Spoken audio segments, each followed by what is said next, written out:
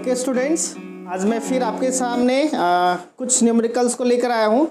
Basically ये ऐसे numericals हैं जिसमें ज़्यादातर लोगों को प्रॉब्लम होता है। आई विल ट्राई आपको इससे कुछ फ़ायदा हो। आप ये बेसिकली गॉस लॉ का प्रॉब्लम है इसमें, so that there can be no net charge in a region in which the electric field is uniform at all the points। Exactly आप समझ लो कि अगर कोई रीजन है जहाँ पे यूनिफॉर्म इलेक्ट्रिक फील्ड है तो उस रीजन में कोई भी चार्ज नहीं हो सकता है, ऐसा ये प्रूफ करने के लिए कहा है। सपोज करो कि एक जोन है, मैंने यहाँ बनाया, यहाँ पे एक यूनिफॉर्म इलेक्ट्रिक फील्ड है और जैसा कि आपको पता है यूनिफॉर्म इलेक्ट्रिक फील्ड का डायरेक्शन फिक्स्ड होता है, मैग्नीट्यूड फिक्स्ड होता है। तो ऐसा एज्यूम करो कि इस डायरेक्शन में यूनिफॉर्म इलेक्ट्रिक फील्ड है।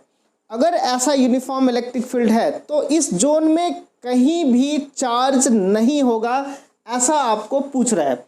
अब सोचो कि अगर चार्ज होता है तो क्या होगा। जैसा कि मैंने आपको पहले भी बताया है, अगर किसी जोन में एक पॉइंट चार्ज भी है तो उससे फील्ड लाइंस आउटवर्ड डायरेक्शन में निकलना शुरू करते हैं अगर ये पॉजिटिव है, और अगर निगेटिवली चार्ज है तो इनसाइड द पॉइंट्स।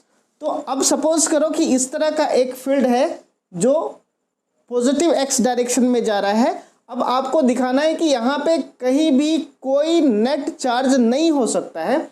उसके लिए हम लोग थोड़ा सा कंस्ट्रक्शन करेंगे, थोड़ा एज्यूम करेंगे कि एक सपोज करो कि एक क्लोज सरफेस जैसा गॉस लॉ में चाहिए हम लोगों ने बनाया। सपोज करो कि मैंने एक सिलेंड्रिकल जोन ऐसा बना दिया, एक सिलेंड्रिकल क्लोज सरफेस बना दिया, और ये आप सिलेंड्रिकल के जगह पे दूसरा भी आप ले सकते हो, आप क्यूब भी ले सकते हो, किसी भी शेप का जो आपको उस जोन को कवर करे। तो हमने एक सिलेंड्रिकल सरफेस ले लिया। Let us suppose this area is delta S, this area is delta S. ये कर्व सरफेस का अगर इसको देखना है तो ये लेंथ एल है और इसका सिलेंडर का रेडियस आर होगा। तो जब फील्ड लाइंस इधर से जा रहा है, आप सोचो कि अगर ये एक सरफेस एक क्लोज्ड कंटेनर है और इसमें फील्ड लाइंस जा रहा है तो यहाँ से फील्ड लाइंस जाएगा और यहाँ से बाहर निकलेगा, जैसा कि उसमें दिख रहा था इस तरह का। तो अगर आप गॉस लॉ अप्लाई करोगे तो मैं यहाँ लिखता हूँ,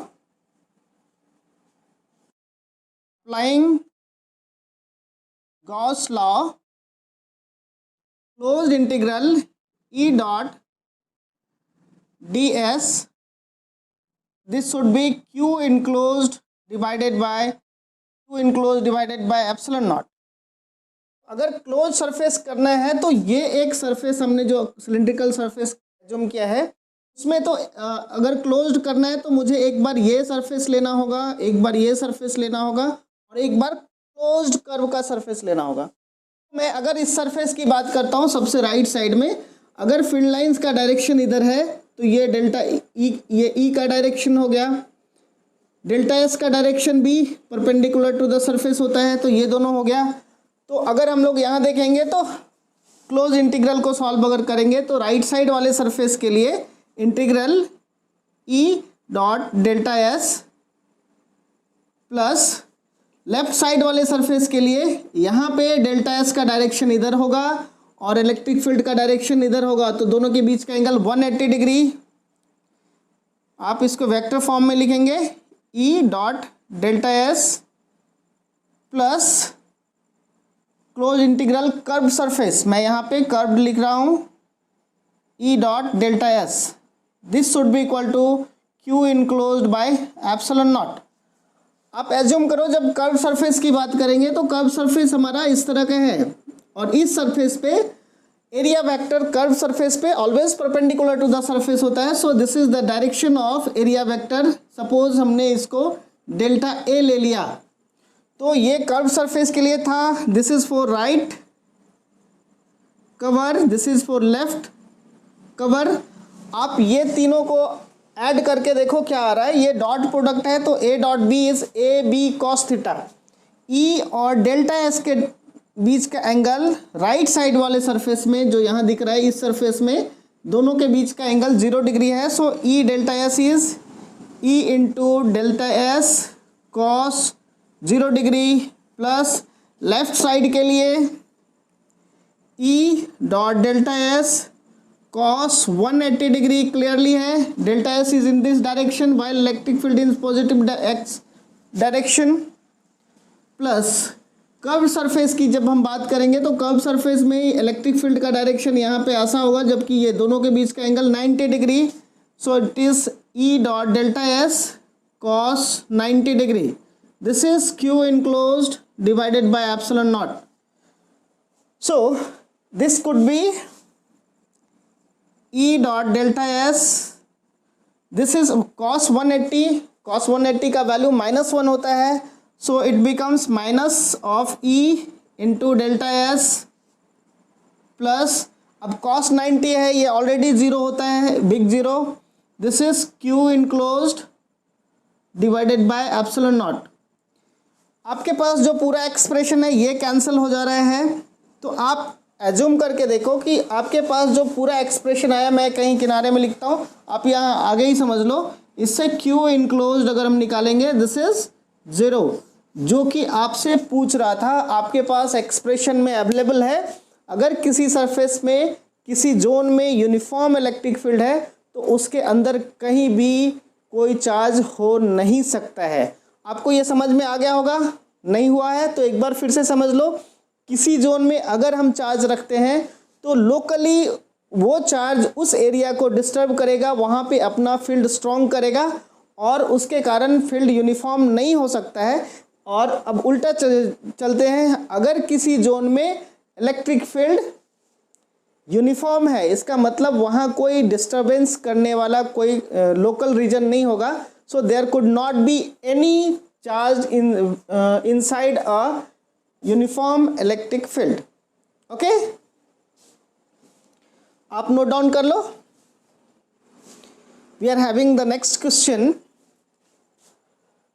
if electric field E equal to E naught x by L into I, find the charge contained inside the volume bonded by a cubical surface, जो कि यहाँ दिया हुआ है. आप ये क्वेश्चन को समझ लो, यहाँ जो इलेक्ट्रिक फील्ड है वो यूनिफॉर्म नहीं है.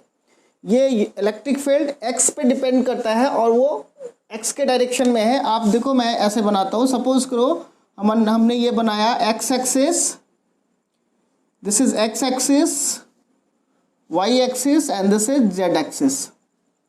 सबसे पहले आप क्वेश्चन को समझ लो, या मैं थोड़ा सा चेंज करता हूँ.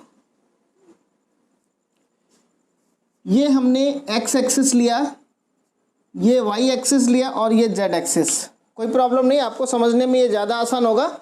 आप सपोज करो कि एक सरफेस है x इक्वल टू 0 से x इक्वल टू a तक, x का वैल्यू 0 यहाँ है और a तक, फिर y का वैल्यू 0 और a तक, y का वैल्यू 0 और y का वैल्यू a तक. अगर हम इन दोनों को मिलाएंगे तो एक इस तरह का सरफेस मिलेगा. फिर z का वैल्यू 0 और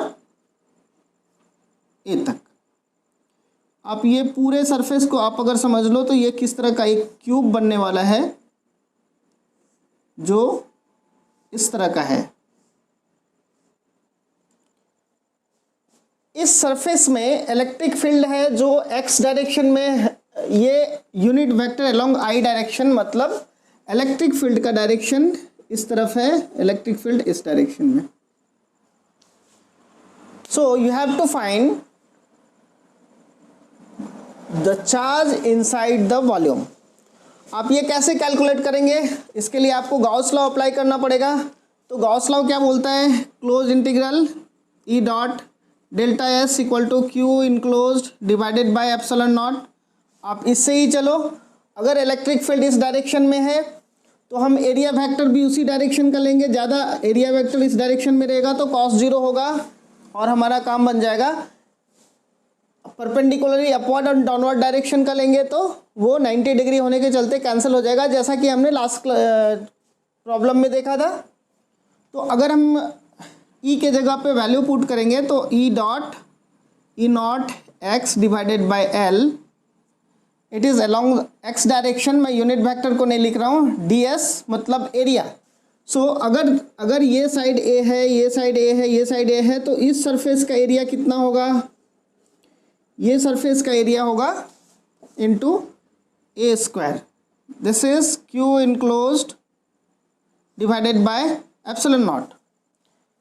अब ये x पे डिपेंडेंट है, तो आप जब यहाँ की बात करेंगे तो x इक्वल टू 0 पे स्टार्टिंग में आप अगर ऐसा लिमिट डालना चाहेंगे तो x का 0 लेंगे तो उस समय ये वैल्यू 0 आएगा, क्योंकि यहाँ इलेक्ट्रिक फील्ड 0 है। लेकिन x डायरेक्शन में जैसे बढ़ रहे हैं इलेक्ट्रिक फील्ड का वैल्यू बढ़ रहा है। सो आप x का वैल्यू a ले लो, l का वैल्यू दिया हुआ है, ये सारा वैल्यू पुट करो और q इनक्लोज्ड का वैल्यू आपको मिलेगा। q enclosed is E not into x a square divided by l. By putting the values, E naught you have given 5 into 10 to the power 3 x। इस direction में x का value 0 से a था, तो x का value a है और a का वैल्यू आपको दिया हुआ है 1 centimetre. This is 1 into 10 to the power minus 2 metre. Next is a square, again 1 into 10 to the power minus 2 into 10 to the power minus 2 whole divided by L, that is 2 centimeters. This is 2 into 10 to the power minus 2 metre. आप ये सारे value put करो, आपको answer मिल जाएंगे। Okay, note down please.